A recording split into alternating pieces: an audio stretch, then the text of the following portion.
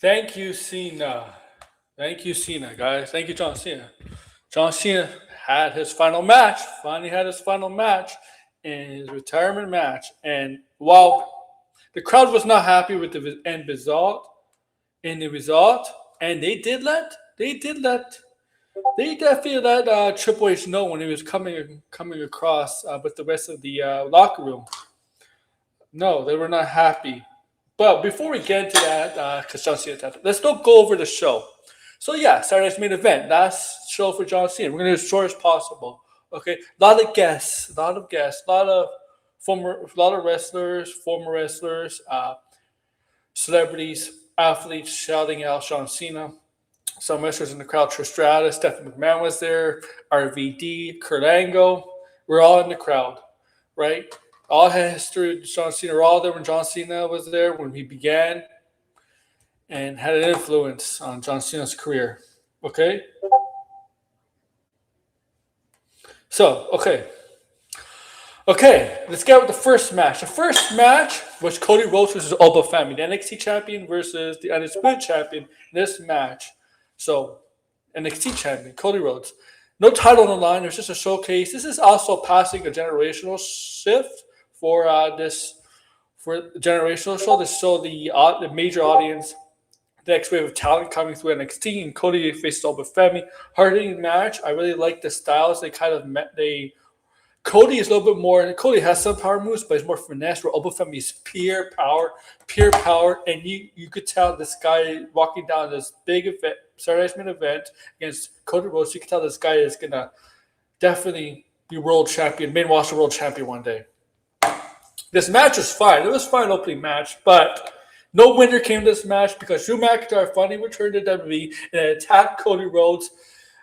So Cody Rhodes wins the match by DQ. This is to protect, obviously, Oba Femi and Cody Rhodes. And Oba Femi did not like that. And him and Cody Rhodes managed to take out Drew McIntyre. And in between, they had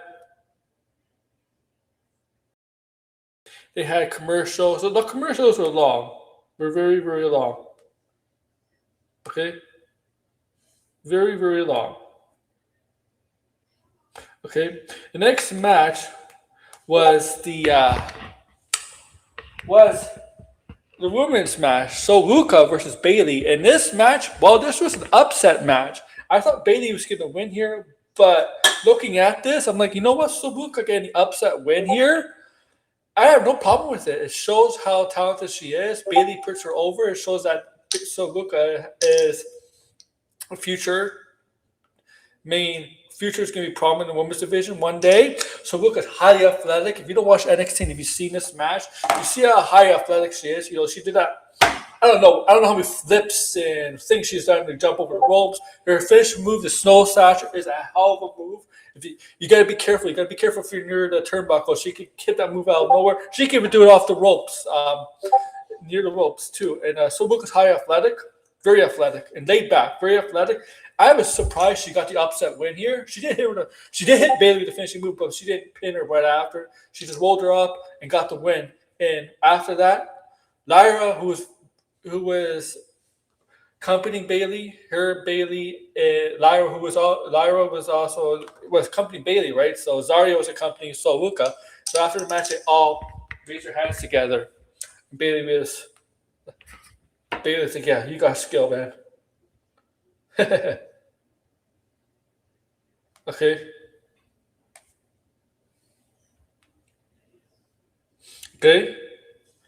Next match was tag team match. AJ Styles and Dragon Lee versus Leon Slater of TNA and Javante Evans. You saw Javante on SmackDown. You saw how he got the upset win over Miz. How talented he is. Like Suka, he's very similar in that aspect. How acrobatic it can be in the ring. And this is a great tag team match because AJ and Dragon Lee, AJ Styles' younger days could do some of the stuff that these guys can do. Dragon Lee is, I really like this match at all. I mean, AJ is going to put people over. AJ is next year is his final year. and you're gonna have a final one with AJ going forward, right, next year with his retirement year. I can't wait to Devontae Evans in where he's like on the main roster one day when he gets caught up. SmackDown apparently when it goes to 3 hours, they're gonna try to. They're apparently gonna be rumored to have a talent upgrade, but it could put more talent on the card. I don't know if that necessarily means NXT cops like Devontae Evans, but maybe some crossovers, maybe some superstars from Raw, and maybe some NXT talent getting called up too. But this match is good. AJ and Dragon Lee retain. Okay. So next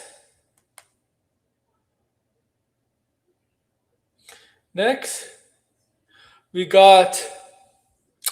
What do we next have? Oh yeah, well, the Miz comes out. He's crashing out, bitching and complaining how he's not facing John Cena.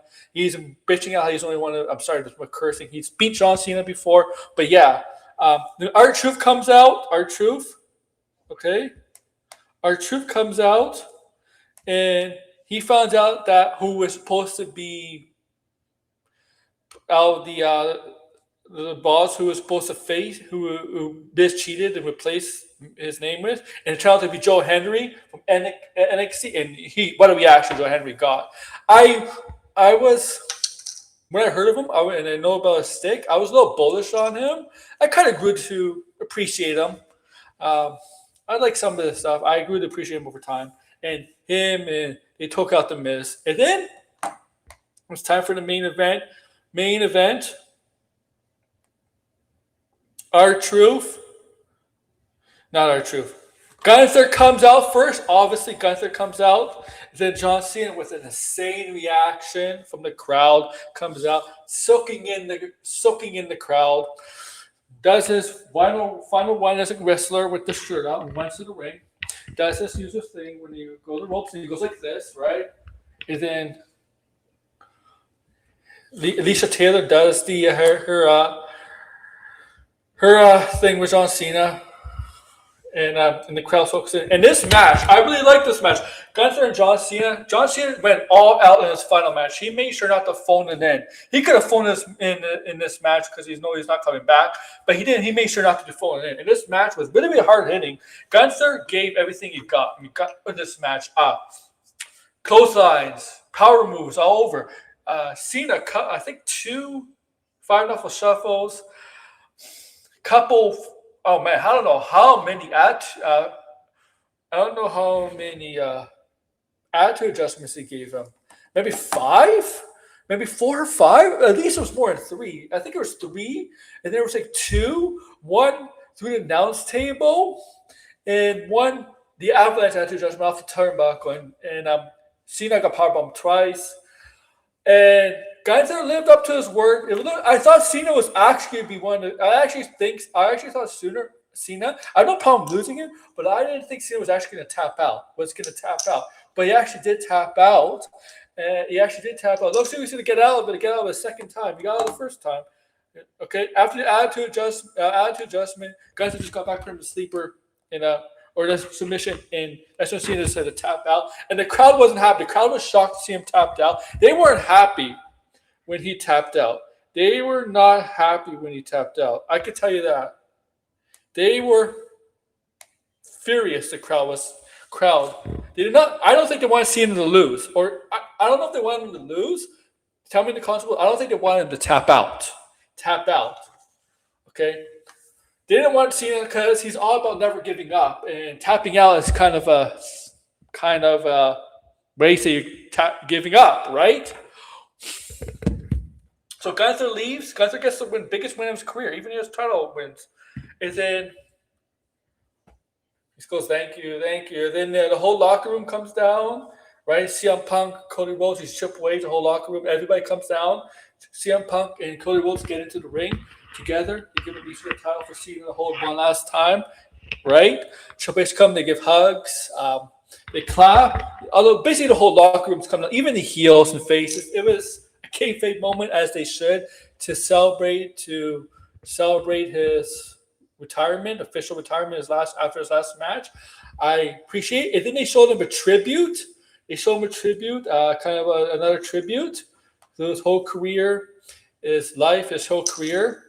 Right? They showed him a tribute, which I thought was and they were the crowd. The crowd was giving with the Triple H when they saw Triple H come into the ring and come down to the crowd, come into the ring, and also coming down to the ring through the aisle. They were not happy. They were letting Triple H know because they did not want to see him to tap out. Now, once again, if you're watching this, I don't know if they wanted him to lose. I don't know if it was okay with him losing or tapping out. I have the sense they didn't want him to tap out, But then he goes up after the tribute, after all that, he goes up to the entranceway, slowly walks up through the entrance.